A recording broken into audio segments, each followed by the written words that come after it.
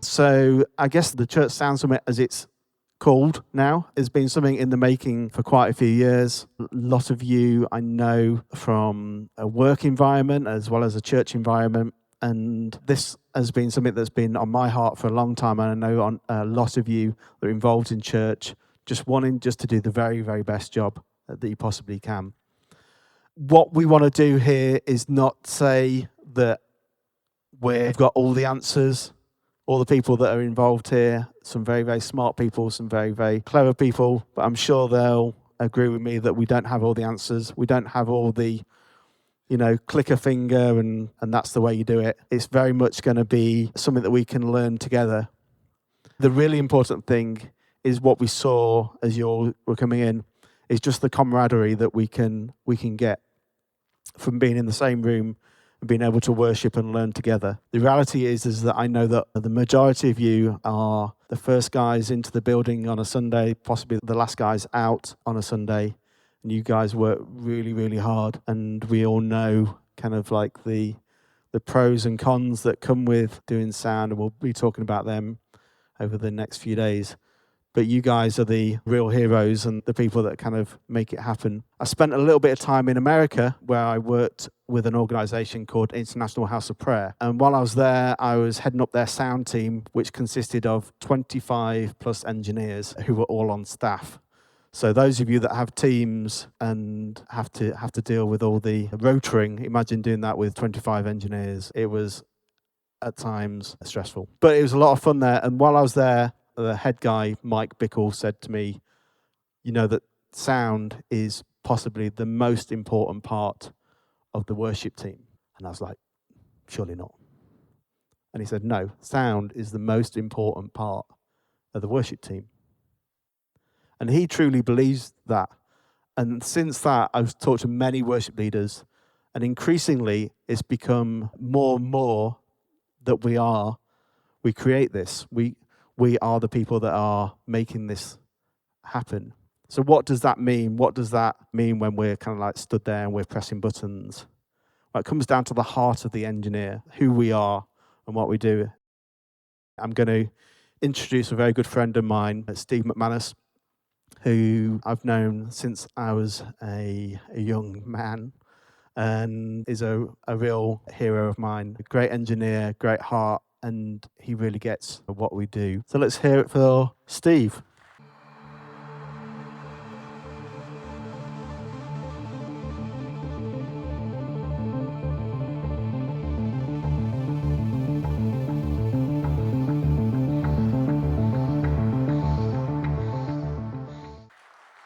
This event for me is a dream come true. I've been involved in sound for a lot of years, but I came up through a church situation. We've often prayed about this actual event happening. I mean, this was before Dan even took on the vision of it. We often talked about having a pastoral person for professional Christian engineers who were working up and down the country and in America and all over. And for the American engineers that were coming over, somebody who they could talk to and just pour their heart out when things were going wrong. This is the Church Sound Summit. And Dan has asked me to speak a little bit on the heart of an engineer. So it's good to see you all. Thanks, Dan, for doing the vision. I'm going to use notes because I am not a professional speaker. I used to be a full-time professional engineer, but don't even do that all the time anymore. Oh, there we go. So Dan asked me to give you some of my thoughts on the heart of an engineer. And slide 2, I did a little bit of thinking with some of my friends. For those of you old enough, you'll know who those people are. I need to give you a little bit of background about me. I became a Christian at 13. I was involved in the Salvation Army. I then went to an evangelistic church it was an Assemblies of God church anyway. And I played in the church worship team, and I mixed some sound. I didn't have a clue what I was doing. And Dan sometimes says, and my guys do, are going to heckle at some point, I still don't. It's all very true. I was called to be a sound engineer. I remember it specifically. I was 18 at the time, and a band called Frontline came to the church. My pastor said that Bad mic technique. My pastor said to me, they're going to ask you to be a sound engineer. They're going to ask you to go away and tour with them. And I'm going like, but I don't know what I'm doing. All I can tell you about this time in my life is my mum was been divorced. I was the last member of the family at home, and I was going to leave her on her own. And so I put a fleece down before the Lord, and everything that I asked God to do, he did before I went away. And they were really specific things, because I didn't really think I wanted to go. That band Frontline actually were from But Street. I think is it Heart Church now? It was a group called International Outreach. And I left Hull for 2 years when I was 18 and went on mission for 2 years across England and Europe. My church fellowship group, my youth group, they sponsored me. £10 a week. That's what I lived on for 2 years. It was interesting. I had on-the-job training. H&H, anybody remember that wonderful company? Yay.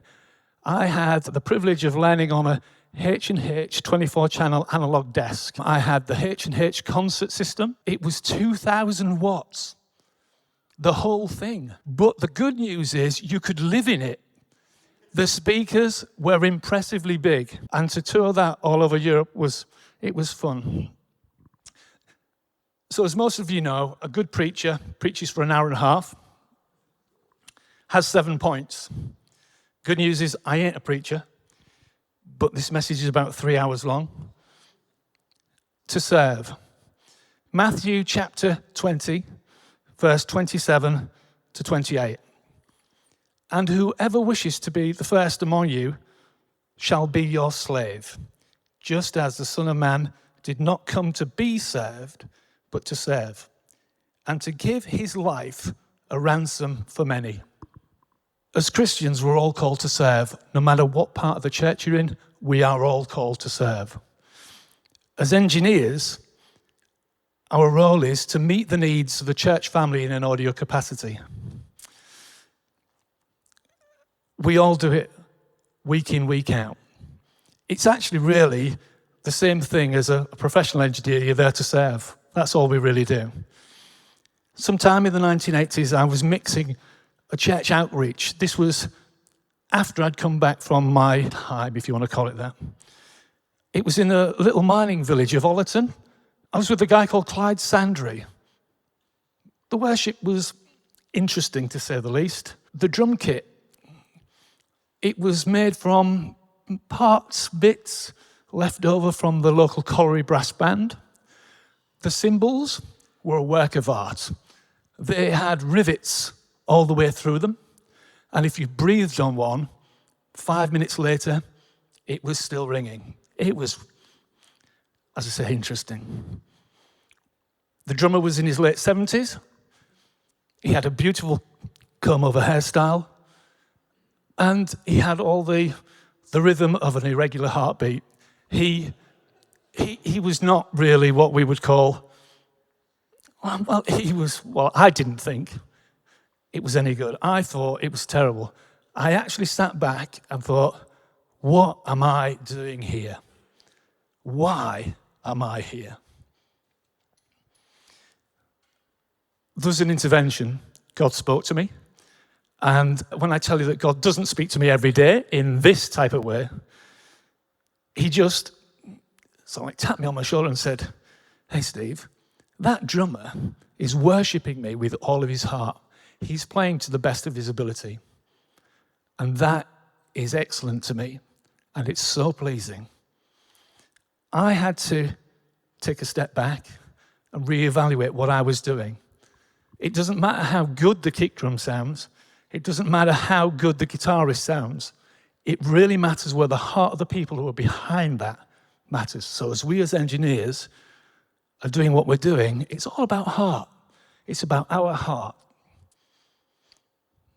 Sometimes we need to look beyond the natural and try and see the impact in the heavenlies. It's not about everything we're seeing physically here, right now. I think I said when I came in, and I said, it's incredible what we're doing, what we're seeing. I think there's going to be maybe 150 sound engineers in a room. That's a strange thing in the first place. but not what we're physically seeing, but in the heavenlies, what's happening. I think there's a lot of scared principalities today because you guys are going to get inputted. You guys are going to learn something and go back to your churches, and you're going to help facilitate more moves of the Spirit, more moves of God, more incredible worship. Even if it doesn't sound incredible, it's doing incredible things in the heavenlies. About 4 years ago, I was mixing a Sunday service at Revive Church in Hull. That's where I am. I'm based there. We've been on the move now for, I think it's 5 years this week. We've been loading in every Sunday morning and loading out by, was it 1 o'clock? And this particular time, we were in the local cinema. I thought everything was going well. It sounded good. The worship was good. All of a sudden, the worship leader's wife came up to the mixing desk. Now, to protect those people involved in this little story, I'm going to change names because, well, she said, SpongeBob has asked me to tell you to turn his piano and his vocals up in the mix because worship, it's just not going right, is it? I've got to tell you at this point that SpongeBob was 4 feet behind the main PA speakers. His left ear was 1 foot away from a wedge monitor, and his right ear 6 foot from a drum kit. And I thought, he can't hear. Well, in fact, actually, to be honest, in reality, don't laugh, these guys know who SpongeBob is. SpongeBob is pretty deaf anyway. She said, are you going to do it? Are you going to turn? Are you going to do it? Are you going to do what you're supposed to do? I said, no. It sounds perfectly okay to me. The congregation was singing, I could hear them, and in this particular venue, cinema, padded walls, a bit like a padded cell, no reflections. If you can get that balance, you're doing quite well. She looked at me and wandered back to SpongeBob, and SpongeBob was not very happy. I believe sometimes we've got to stand firm. Yes, we are here to serve, but you have to follow your heart.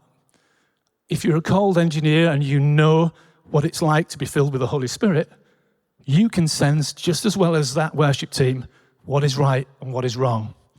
Sometimes you're in a better position to feel and understand what's going on. And other times, we're not. We really have to operate with wisdom here and feel and understand what's going on around us. So when I say we're here to serve, I don't mean just obligatory roll over and play dead when your pastor tells you to do something.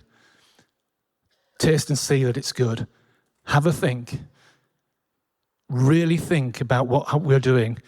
Because again, it's what's happening in the heavenlies that really matters. Sometimes I hold my hand up and just go, oh, yeah, you're absolutely right. That is a bit too loud, isn't it? And pull things down. So we just need to be a little bit sensitive when we're doing that front house mix, but sensitive in our everyday lives, to be honest, with whoever we're talking with and whoever we're dealing with. Spiritual sacrifice. I don't know why I got all the spiritual stuff. That's the first thing. I'm probably the least spiritual engineer that Dan knows. 1 Peter chapter 2, verse 5.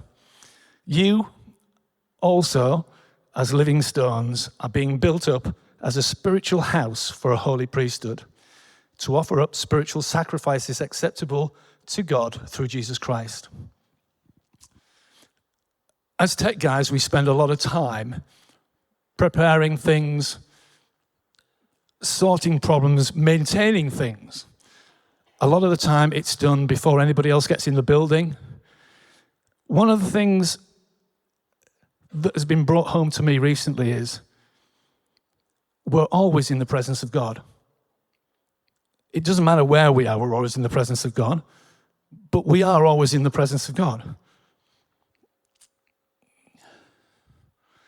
We are constantly being built up and molded into a holy priesthood. Your technical support is an act of worship. I think this is something that we don't sometimes realize, but what we are doing behind the mixer or in whatever capacity, monitors, running cables, whatever you're doing, it is an act of worship. You're serving the church body. You're a very valuable and valued part of the church body. It's not always said, it's certainly not always shown, but you must take this on board. You are a very important, very valued, you are a son of a living God. You're no different from the preacher. You just have a different role today. It may not be that role tomorrow. Who knows? It was a number of years ago, I was trying to find out Mick Spratt's here somewhere. I was trying to ask Mick how long ago this was, but it was an AOG conference, we think. I think it was Butlins Minehead in, we don't know what year. But I had long hair and it was somewhere down my back then, so it's got to be 80s. There was a speaker called Bruce McGrail. Bruce was speaking at the conference, and we were sat around in the canteen area. I think there was about 3 or 4 of us, and we were just eating food. Bruce came up to us and said, "Hey guys, I just want to thank you." And you look up to him and think, why? You're doing a great job mixing. "Oh, thank you." He said, "Do you know, you're more important than the preacher." This does back up a little bit what Dan was saying about, was it Mike Bickle? You're more important than the preacher.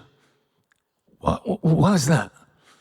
Well, people get saved by hearing the word of God. Without you, only a few people are going to hear the good news, especially in these venues that we're preaching in today. You've got to take it on board. You are a very, very important part. Everything that we do prior to a Sunday, after the Sunday, looking at YouTube, wonderful blogs, trying to learn new techniques on compression, reverb, whatever it is that you're doing, in secret, your Father sees. It's all an act of worship. It's all an act of worship. So in January this year, Mick Spratt asked me to go to the Evangelist Conference. It's a conference for evangelists, believe it or not. There's about 200 delegates there. I think Mick was off to America or something and couldn't go, so I had to step in at the last minute to help. They had some brilliant speakers. Some really impressed me, and there's some fantastic teaching there. One of the guys was a guy called Reverend Samuel Rodriguez. Anybody heard of him? Samuel Rodriguez was asked to pray for Donald Trump at his inauguration, at that thing where he got president thing. One of my jobs was to mic up guest speakers with a radio packing headset. I think we were using DP at the time. I don't know. Samuel spoke on night 1, and it blew me away. There was some of the stuff that he was speaking about which was so relevant to my church. So afterwards, I just spent a few minutes talking with him. Really nice guy. Day 2, I'm at the side of the stage. He's going to speak again. Put the headset on him, put the pack on him. Then I just put my hand in front of his heart and prayed for him. We finished praying. He said thank you and went back to his seat. What happened next was, as I was retreating to the door to return to that wonderful hiding place behind the desk, one of the leaders of the conference stopped me. At this point, I thought, here we go. I'm in trouble now. I don't have the right badge or credentials to pray for these people. I'm going to get excommunicated. Well, he said, "You're from Wigwam, aren't you?" I went, "Yeah, I am." He said, "Did you just pray for Samuel?" I said, "Yes, I did." He said, "Thank you." He said, "That's the first time I've seen an engineer at a conference pray for a guest speaker." You've just got to listen to your heart. He was so encouraged by seeing me pray for somebody that it generated something in him that triggered something that he had to react and then continue. I don't know if he's gone back to tell his guys, "Hey guys, you need to get like this guy. He's got to pray for everything." I don't know what went on there. But we need to listen to our hearts and act on it. A friend of mine came to see me this year in a pub. We were playing, I have a band. I play in the worship team in Hull as well. But I have a band, a secular band. We play in pubs. It's terrible, shouldn't do this. We play in pubs. This guy used to be in our local church in the 80s. And we were sat having a beer. And Frank said to me, in 1986, you started me on the road to be a sound tech.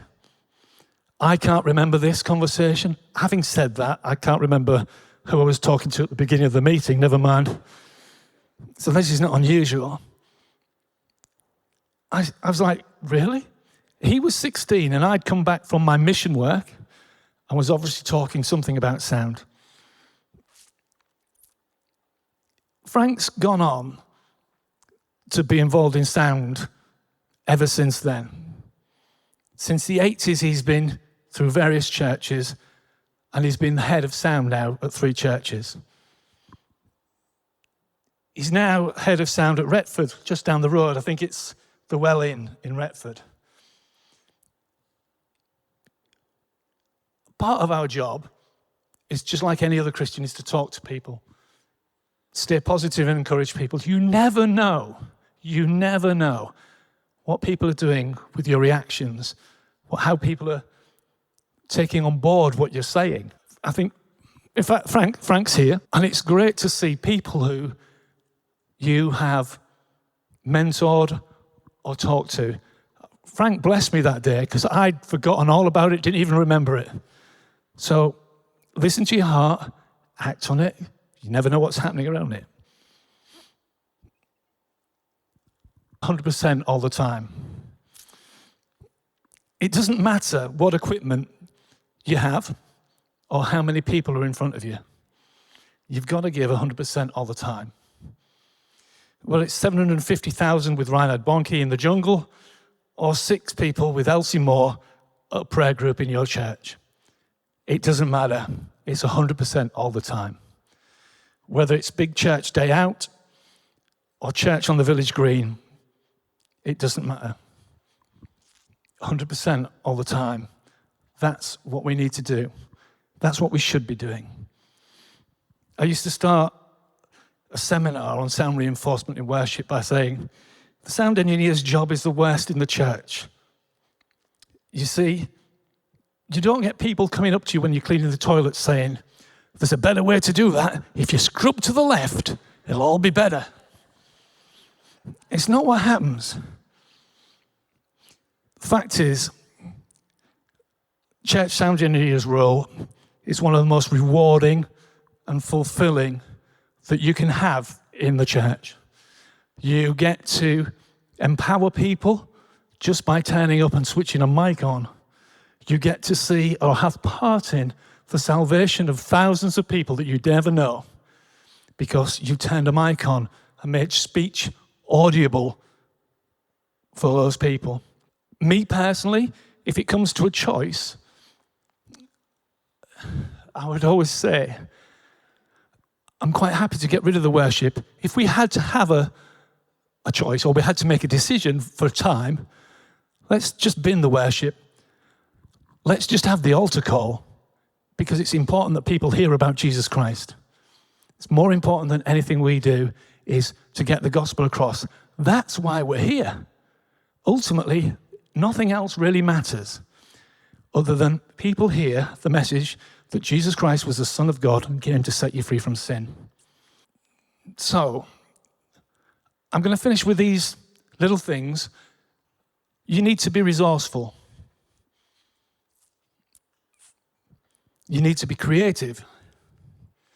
You need to be flexible. You need to have a heart which is serving Jesus. If you do all of those things, but keep this in your forefront, you serve the risen King. You won't go far wrong. Your heart will be good, and God will bless you. Thank you.